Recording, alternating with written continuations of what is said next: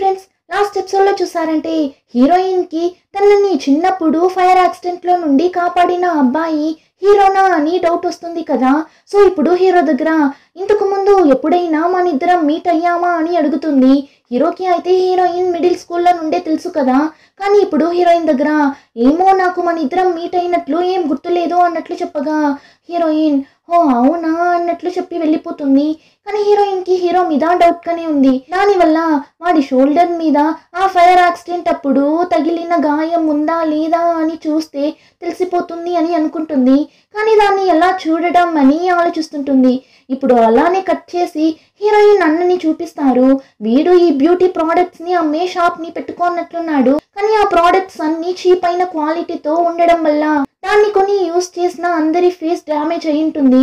So customers అందరూ వచ్చి heroine అన్నని అంతలా అరుస్తుంటారు. బ్రాండెడ్ అని చెప్పి మాకు చీప్ అయిన ప్రోడక్ట్స్ ని అమ్మిండావు, మర్యాదగా మా డబ్బులు మాకు ఇచ్చేసా అని గొడవ పట్టుంటారు.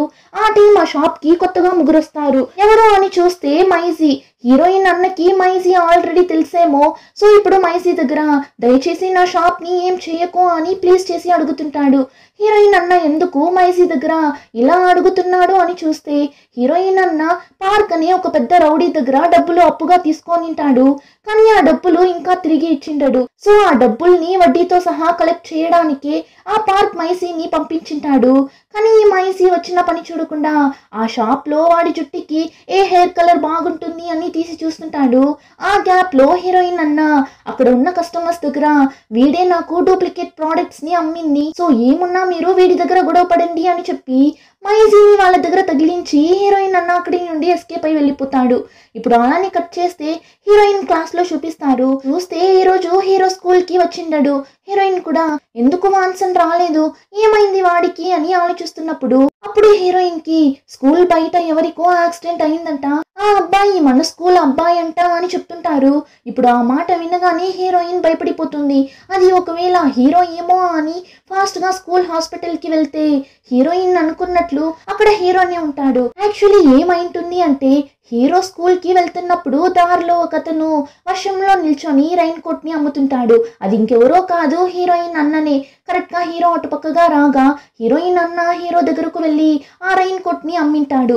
ఫస్ట్ హీరో వద్దు అని చెప్పింటాడు, కానీ హీరోయిన్ అన్న ఏమోమో సెంటిమెంట్ గా అంతా మాట్లాడి హీరో కొనుక్కునేలా చేసింటాడు. హీరో కూడా సరే అని ఆ రైన్ కోట్ ని కొని దాన్ని వేసుకొని స్కూల్ కి వెళ్ళగా అక్కడ దారిలో మైజీ వాడి మనుషులతో నిల్చో ఉంటాడు. హీరోయిన్ అన్న కోసం నిన్న మైజీని హీరోయిన్ అన్న తగిలించి వెళ్ళాడు కదా, సో వాన్ని మనం వదలకూడదు అని నిల్చో ఉన్నప్పుడు ఇప్పుడు అక్కడికి హీరో ఆ రైన్ కోట్ లో రావడం చూసి ఈ రైన్ కోట్ ని మనం నిన్న వాడి షాప్ లో చూసాం కదా, అయితే వీడేరా వాడు అని వెళ్ళి అది హీరో అని తెలియక అంతలా కొట్టారు. యాక్చువల్లీ హీరో వాడి ఫేస్ ని కూడా కవర్ చేసుకుంటాడు. అందుకే మైజీకి అది హీరో అని తెలియకుండా కొట్టేస్తాడు. హీరో ఇలా తన్నులు తినడం హీరోయిన్ అన్న కూడా చూస్తాడు. దేవుడా, ఏ కన్న తల్లి బిడ్డనో నా బదులు ఇంతలా తన్నులు తింటున్నాడు కదా అని వెళ్ళి ఆపకుండా నిల్చొని ఫీల్ అవుతుంటాడు. ఇంకా వీళ్ళు ఇక్కడ హీరోని బాగా దంచి పెట్టేసి వాడి ఫేస్ ని చూస్తేనే తెలుస్తుంది అది హీరో అని. సో ఇలానే హీరో తగులుకొనింటాడు. ఇప్పుడు హీరోయిన్ హీరోని చూసి నీకేమైంది, నీకేం కాలేదు కదా, నువ్వు బాగున్నావు కదా అని అడుగుతూ ఇప్పుడే హీరో వేసుకున్న ఆ రెయిన్ కోట్ ని బాగా చూస్తుంది. చూస్తే ఆ రెయిన్ కోట్ ని ఎక్కడో చూసినట్లే అనిపిస్తుంది.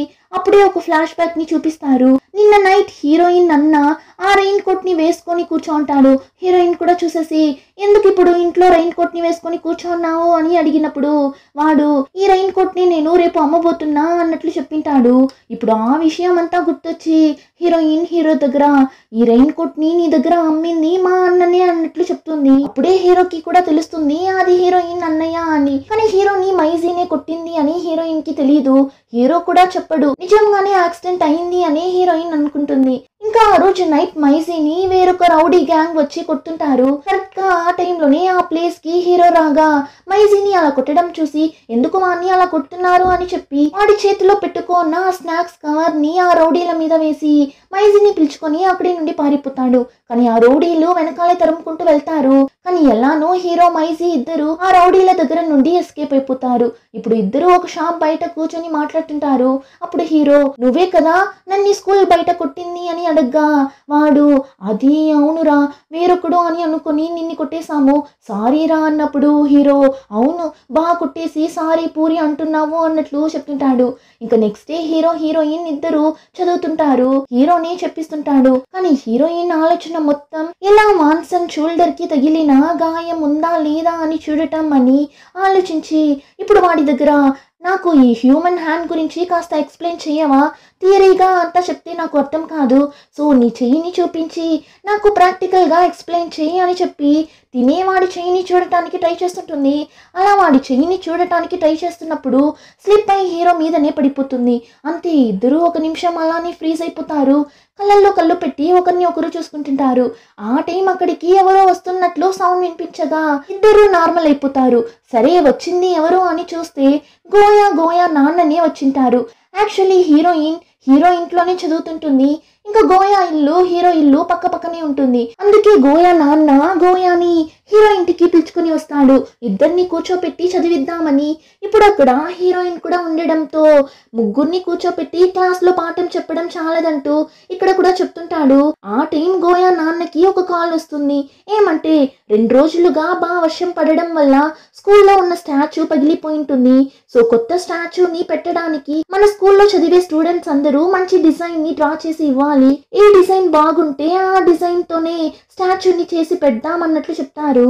ఇదంతా వీళ్ళు వింటారు. అప్పుడు గోయా నాన్న ఎవరైనా స్టాచ్యూ కోసం డిజైన్ ని డ్రా చేసి ఇవ్వని కానీ ఫైనల్ ఇయర్ స్టూడెంట్స్ మాత్రం వద్దు అంటాడు. ఆ మాట విని హీరోయిన్ ఎందుకు సార్ మేమెందుకు డ్రా చేయకూడదు అన్నప్పుడు మీకు ఇంకా కొన్ని మంత్స్ మాత్రమే ఉంది ఎంట్రన్స్ ఎగ్జామ్ జరగడానికి అలా ఉన్నప్పుడు మీకెందుకు ఇదంతా అంటాడు. వెంటనే హీరో లేదు సార్ దీనివల్ల మేము చదవడం అంతా ఏం స్టాప్ చేయము మాకు ఒక ఛాన్స్ ఇవ్వండి అంటాడు. కానీ సార్ ఒప్పుకోడు ఊరికే చదివే పని చూడండి అన్నట్లు చెప్పి అక్కడి నుండి వెళ్ళిపోతాడు. కానీ వాళ్ళు ఆ స్టాచ్యూ డిజైన్ ని డ్రా చేయాలి అని డిసైడ్ అవుతారు. అందులోనూ గోయాకి వాళ్ళ నాన్నకి అసలు సెట్ అవ్వదు కదా. అతను ఒకటి చెప్తే గోయా దానికి ఆపోజిట్ గానే కదా చేస్తుంది. అందులోనూ గోయాకి డ్రాయింగ్ వేయడం బాగా వచ్చు. సో ఇప్పుడు గోయా స్టాచ్యూ డిజైన్ ని డ్రా చేయాలి అని అనుకుంటుంది. సో ఇప్పుడు హీరోయిన్ కూడా గోయాకి హెల్ప్ చేస్తుంటారు. ఫైనలీ డ్రా చేసిన తరువాత చూస్తే ఆ డిజైన్ చాలా సూపర్ గా వచ్చింటుంది. ఇంకా కాసేపు తరువాత చూస్తే ముగ్గురు టయర్డ్ లో అక్కడే అలానే పనుకొని నిద్రపోతుంటారు. ఆ టైం హీరోయిన్ సడన్ గా మేల్కుంటుంది. పక్కనే హీరో బాగా నిద్రపోతుంటాడు.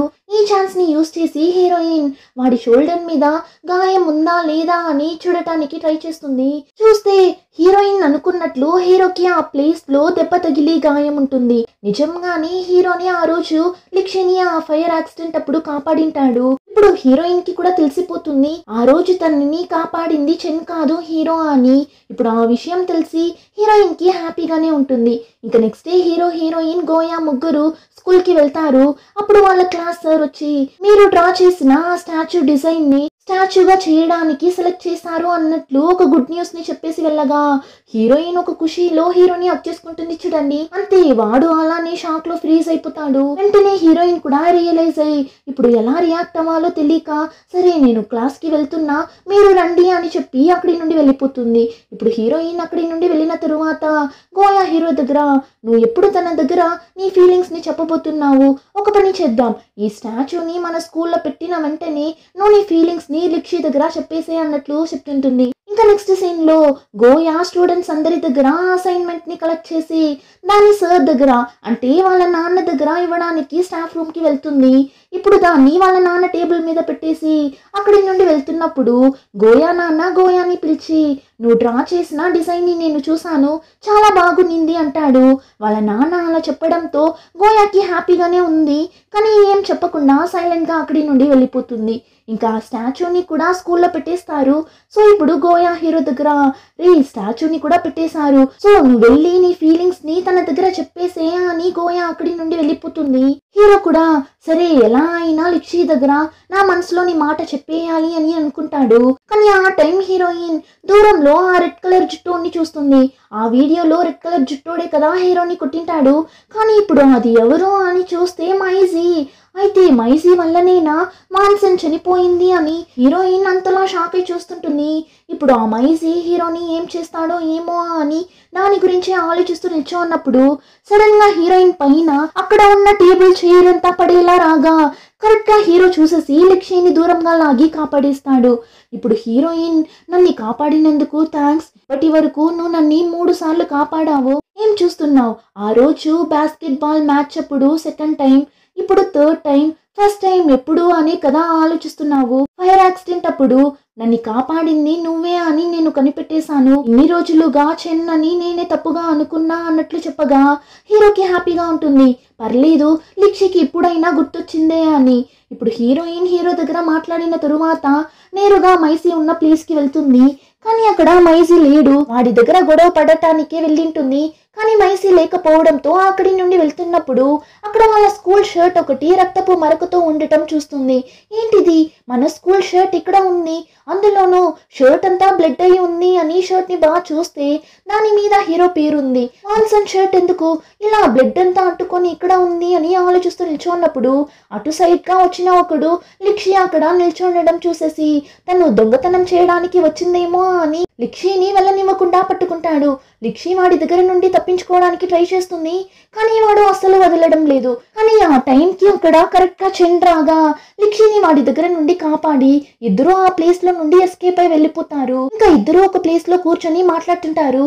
అప్పుడు హీరోయిన్ చెన్ దగ్గర నేను ఒకప్పుడు ఎందుకు నీ వెనకాలే తిరుగుతున్నా అని నీకు తెలుసా అని అడగ్గా వాణ్ణి చూసారంటే ఎందుకంటే నేను హ్యాండ్సమ్ గా ఉన్నాను, బాగా బాస్కెట్ బాల్ ఆడుతాను, అందుకే నేను నచ్చి నా వెనకాల తిరిగింటావు అన్నప్పుడు అలా అంతా ఏం లేదు, చిన్నప్పుడు నువ్వే నా ప్రాణాలు కాపాడావు అని నీ చేతికి ఉన్న గాయాన్ని చూసి నేనే అనుకున్నా, అందుకే నువ్వు నచ్చి నేను నీ వెనకాల తిరిగాను. కానీ ఆ తర్వాతనే తెలిసింది నన్ను కాపాడింది నువ్వు కాదు మాన్సన్ అని అన్నట్లు చెప్పగా చెన్ ఫేసే డల్ గా అయిపోతుంది. అయినా లిక్షి దగ్గర కానీ నేను ఈరోజు నిన్ను కాపాడాను కదా, సో నువ్వు ముందులా నన్ను లవ్ చేయొచ్చు కదా అని అడగ్గా హీరోయిన్ లేదు, అది సెట్ అవ్వదు, అయినా నువ్వు అనుకున్నట్లు మన ఫ్యూచర్ ఉండదు, ఇప్పుడు నేను నీకు అర్థమయ్యేలా చెప్పలేను, ఫ్యూచర్ లో నీకే అర్థమవుతుంది అన్నట్లు చెప్పి హీరోయిన్ అక్కడి నుండి వెళ్ళిపోతుంది. ఇంకా నెక్స్ట్ డే హీరోని చూసారంటే ఒక పింక్ కలర్ బ్యాండ్ ని చేతిలో పెట్టుకొని దాన్ని చూస్తూ కూర్చోంటాడు. ఆ టైం అక్కడికి మైసీ వస్తాడు. నువ్వేంటి ఇక్కడ అని హీరో అడగ్గా నువ్వే కదా చెప్పావు నీకు ఎప్పుడైనా బోర్గా ఉంటే మా ఇంటికి రా అని, అందుకే వచ్చాను అని చెప్పి మైసీ మాట్లాడుతూ ఉన్నప్పుడు అక్కడ టేబుల్ మీద ఆ పింక్ కలర్ బ్యాండ్ ని చూస్తాడు. ఏంట్రా అమ్మాయిలు వేసుకునే బ్యాండ్ అంతా పెట్టుకున్నావు అని హీరో మీద ఫన్ చేయగా హీరో అదంతా ఏం లేదు, ఆ బ్యాండ్ ని ఇలా ఇవ్వు అని దాన్ని మైసీ దగ్గర నుండి తీసుకోవడానికి ట్రై చేస్తాడు. అప్పుడు మైసీ ఓ ఇది ఆ అమ్మాయికి ఇవ్వడానికి కొన్నావా, చెప్పు ఇప్పుడు మీ ఇద్దరి స్టోరీ ఎంతవరకు వచ్చింది అన్నట్లు అడగా హీరో అంతా ఎప్పటిలానే నార్మల్ గానే ఉంది అన్నప్పుడు మైసీ ఏంట్రా చెప్తున్నావు, సరే నేను ఒక ఐడియా చెప్పనా, మనం అందరం కలిసి ఔటింగ్ వెళ్దాం, ఆ అమ్మాయిని కూడా పిలుచుకొని రా, అక్కడ నువ్వు ఆ అమ్మాయి దగ్గర ప్రపోజ్ చేసే అన్నట్లు ఐడియా ఇవ్వగా హీరోకి కూడా ఐడియా నచ్చి ఓకే నేను ట్రై చేస్తాను అంటాడు. ఇక నెక్స్ట్ సీన్ లో హీరో హీరోయిన్ గోయా ఇంకా హీరోయిన్ ఫ్రెండ్ లిన్ అందరూ ఒక ప్లేస్ లో మీట్ అవుతారు. అప్పుడు గోయా మనకి న్యూ ఇయర్ హాలిడేస్ రాబోతుంది కదా, ఏంటి ప్లాన్ అన్నట్లు అడగ్గా హీరో ఇదే ఛాన్స్ అని, నాకు ఒక ప్లేస్ తెలుసు, మనం అక్కడికి క్యాంపెయిన్ వెళ్దామా అని వాడు హీరోయిన్ ని చూసి అడుగుతుంటాడు. ఆ విషయం తెలియక లిన్ వెంటనే నేను వస్తాను అని ఖుషీగా చెప్పగా గోయా రే వాడు మనల్ని అడగడం లేదురా, రా మనం వెళ్దామని లిన్ని అక్కడి నుండి పిలుచుకుని వెళ్ళిపోతుంది. ఇప్పుడు హీరోయిన్ ఏంటి సడన్ గా క్యాంపెయిన్ వెళ్దాం అంటున్నావు అని అడుగుతుంటుంది. ఆ టైం హీరోకి ఒక కాల్ వస్తుంది. కానీ వాడు లిఫ్ట్ చేసేలోగా హీరోయిన్ తీసుకుని లిఫ్ట్ చేస్తుంది. ఎవరు కాల్ చేసింది అని చూస్తే మైజీని కాల్ చేసింటాడు. వాడిప్పుడు ఏంటి క్యాంపెయిన్ వెళ్ళడానికి రెడీనా అన్నట్లు అడుగుతాడు. అంతే హీరోయిన్ ఆల్రెడీ మైసీ మీద చాలా కోపంగా ఉంటుంది. ఇప్పుడు వాడు చెప్పే హీరో క్యాంపెయిన్ వెళ్ళడానికి పిలుస్తున్నాడు అని తెలిసి కాల్ కట్ చేసి ఆ రౌడీ మాట విని నువ్వు క్యాంపెయిన్ కి వెళ్ళడానికి పిలుస్తున్నావా అని హీరోని అర్చేసి ఇప్పుడు నేరుగా మైసీతో గొడవ పడటానికి వాడు ఉన్న ప్లేస్ కి వెళ్ళిపోతుంది. అని ఎపిసోడ్ కంప్లీట్ అవుతుంది. రిమైనింగ్ స్టోరీని నెక్స్ట్ ఎపిసోడ్ లో చూద్దాం. ఇంకా ఈ వీడియో నచ్చితే like, share and subscribe. Thank you.